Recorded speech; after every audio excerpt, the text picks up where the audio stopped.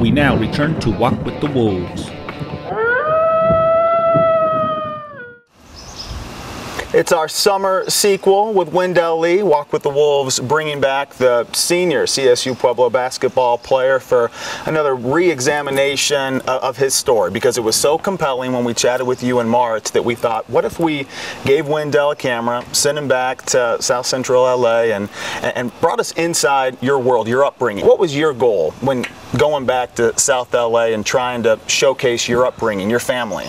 I just want to let everybody see what it's like, see where I come from. You know, a lot of people look at me from the outer appearance and got their opinions or whatever, but I mean, just trying to let them see what's going on when I go back home.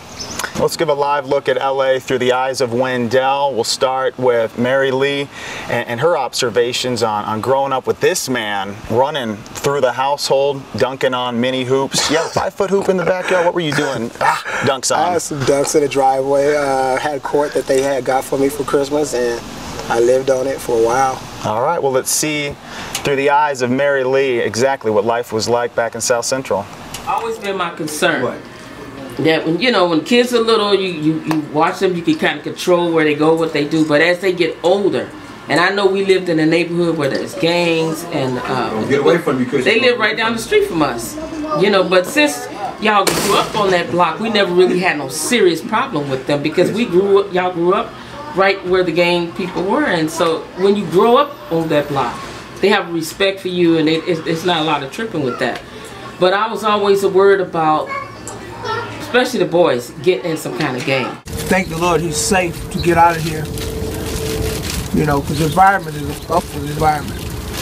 You could be caught up in that gang world, don't make it out of here, don't make it to see 2022, nothing. You know, even though facing those type of imminent threats, you guys are still cool.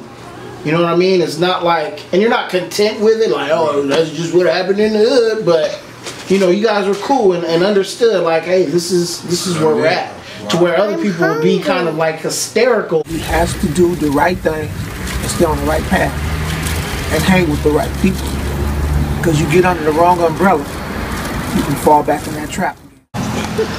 Now, your mom is making it seem like this was a relatively easy experience to live up in a gang-infested neighborhood, but to focus on the straight and narrow, to not be tempted. Was it that easy when you're living your life and there's just an acknowledgement that, hey, we're going to leave this kid alone and not try to recruit him because he is focused on his academics and athletics? Well, to be real, sure, once I started middle school, I had some dudes come up to me that I knew since we was in preschool. They tried to recruit me a few times, but I mean, I knew them, so I just tell them, like, nah, I'm cool, man. I'm straight. I didn't want to do it. I didn't like the way it looked. It wasn't me.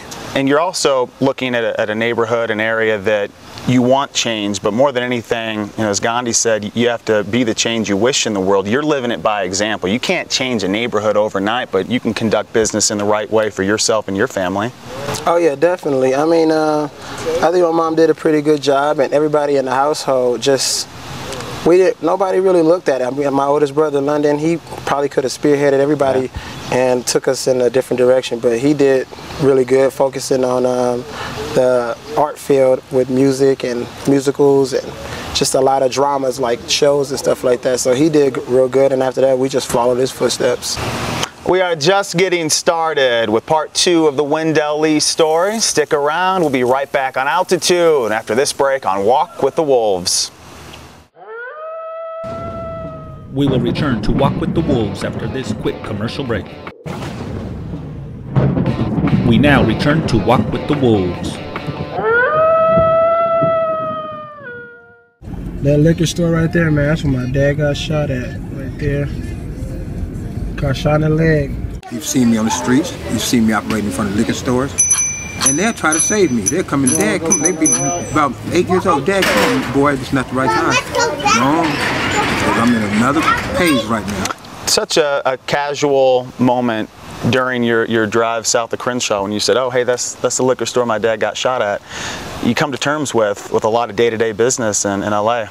Oh yeah, man, it's reality, man. I'm checking up on the social networks and I'm looking up somebody every day, somebody got shot, and everybody, rest in peace this person, rest in peace that person, and it's just unfortunate. Sometimes like see him already like in the middle of the day, and I'm like, it already happened. Like, why you?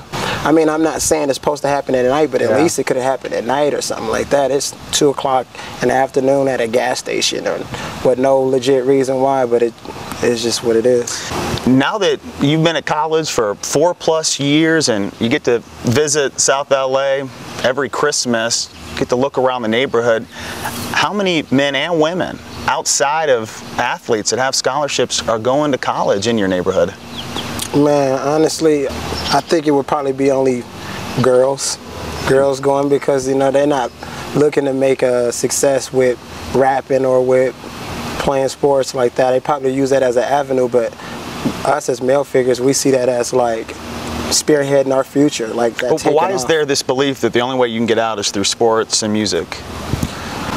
I don't want to stereotype us, but I don't know too many people who just like going just to class, just to go do some homework. Like, I don't know many people who want to just study. Like me, I know I was studying so that I can stay eligible and play. Then you look at a friend like Chris, knowing this guy for 14 years, both of you have a similar background, both of you are extremely talented, but as he explains to us, it was easier to follow the tide, be a part of the current that is sweeping through your neighborhood. You know, wherever everybody else was hanging out or whatever people wanted to do, that's what I wanted to do. I wanted to be around them. And sometimes it wouldn't be in the right situations, but Dale growing up wasn't like that. He was more of a leader, and if you guys aren't about what I'm about, or if you guys aren't what's good, then I'm out of there. Earliest memory of recognizing, maybe I shouldn't do this, maybe I should take a different approach with my friends and what they're about to get into. I want to probably say my brother. When I just saw a lot of people looking up to him, and I would go to his musical shows at his high school. I was probably like 7, 8 years old, and that's probably when I started playing basketball. He put the ball in my hand, and he ain't been around like, you know, helping me with the game since, but he started it, and I just fell in love with it, and I saw if he was serious about a craft that he was involved in, let me go and be serious about something I'm involved in. Looking at LA to community college to CSU-Pueblo, what does the past mean for the present and your future?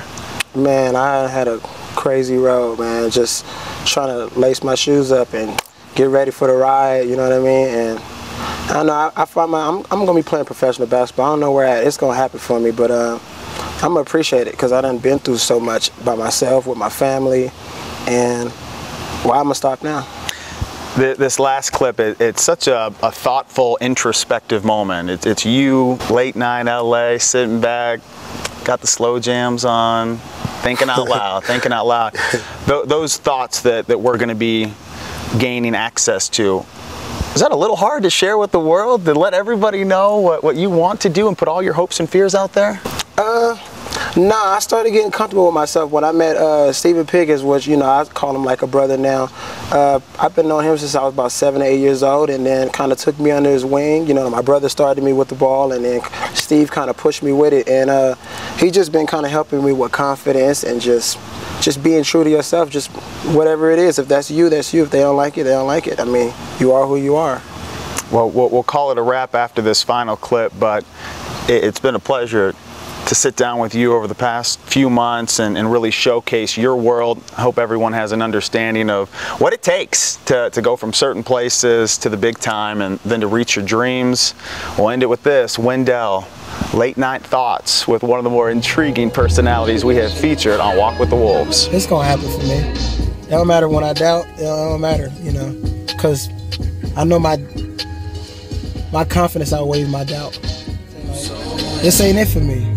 Like, the road don't stop right here for me. I know it ain't gonna stop for me. Like, I don't care how much I stress. Like, I believe in God. I know God got a plan for me. But this ain't it. I know this ain't it. Well, I gotta get something done. Like, I'm dead serious. So I know Dale, all he does is work hard. His passion is playing basketball. That's all he does. He goes hard every moment he can, and that's just what he does. He lives for this. And I think going on, he's going to be successful just because he works so hard, and this is what he wants. He don't want anything else. So with Dale, you know, he bring a lot to the table. He got a shot. His shot nice. He's stroking. He's been working hard on his shot. He's a funny guy, you know, clowning all the time. You know, he has a good personality on and off the court. So, you know, we'll be in the rooms clowning, joking all the time, you know, talking stuff, talking mess, talking about the game also. You know, he has a serious moments too where he's making sure everybody's focused, ready for the game, especially before the game. It's fun being around Dale. That's really all I can say. He's a great person to play with, a great person to be friends with.